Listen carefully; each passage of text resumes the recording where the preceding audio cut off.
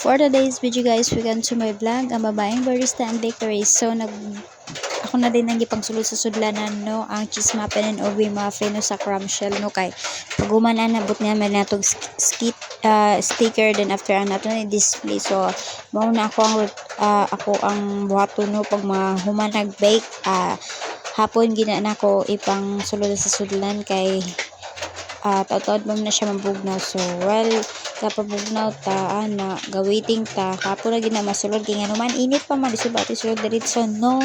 So ako din ang gipambutan sa crumbshell, OB and cheese muffin day na og classic muffin, no. So ano na ato ang rotation day, no, mahumantag luto panulod nato susudlanan. So ikaw gid mismo sulod ana to kay wala man kay ko solo beta ana charis.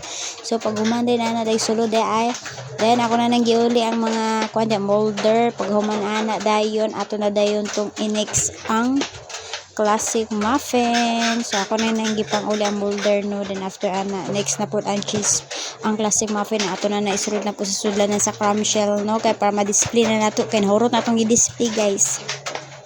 So nana giday ka busy, no, kay naman taga-adlaw sige back up, diba?